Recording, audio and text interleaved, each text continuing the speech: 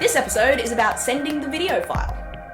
You've shot your video, you've magically got it onto your computer, you've edited it, and now you need to send it to the casting director. You need to shrink it. The casting director might not even download your file if it's too large. A 3 to 5 minute video should be less than 40 megabytes. So how do we do it? Vimeo and YouTube both supply some compression guidelines, and Vimeo conveniently lists video tutorials for a whole pile of different editing programs. I'm going to be showing MPEG Stream Clip as an example, but the theory behind it is the same for all of these programs. Basically, we're going to be shrinking the size of the video, just like you would resize a digital photo.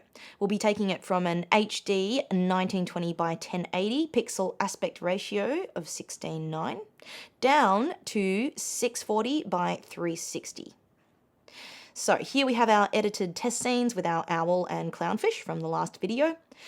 We are going to export as a QuickTime, which is a .mov file. A lot of confusing settings come up, but I'm going to talk you through it. There are heaps of compression or codec types, they're called, but if we go back to the compression guidelines, we'll see that the one we want is H.264. So let's find that in the list, and there we go.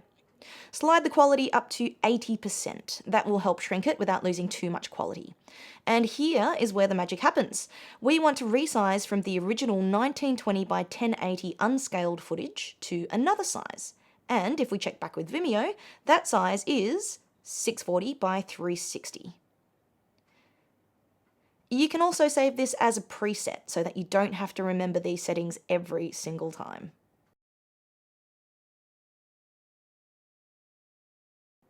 Then click Make Movie and choose where to save it, and it will go ahead and shrink the file for you.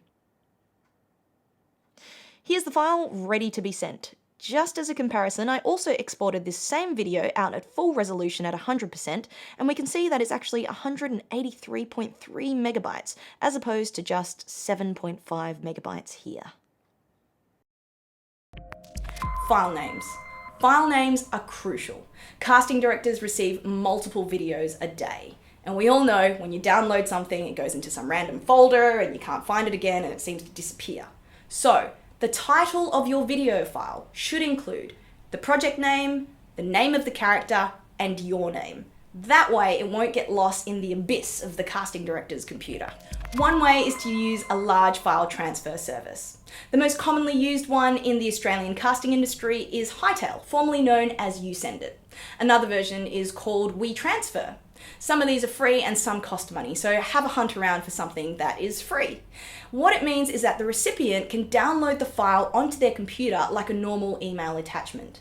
But make sure you don't use a program that means the recipient has to download some random program to have access to your video. The other way to send your video is to send a link to a streamed video. This means the recipient visits a website to view your video rather than downloading it onto their computer. This is of course how YouTube works. The solution. Some sites combine the two options, so you can head to a website to stream the video and there's an option to download it should the recipient want to keep a copy. Examples of this are Vimeo, Dropbox, and Google Drive. Vimeo in particular has some extra advantages. If you upload something at full resolution, it can shrink it automatically for you, giving the viewer options for what size they want to download.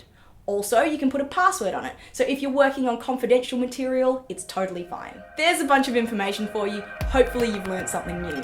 And hopefully the time you've spent figuring this stuff out is going to save you precious time and money, and most importantly, give you your best shot at landing your dream role.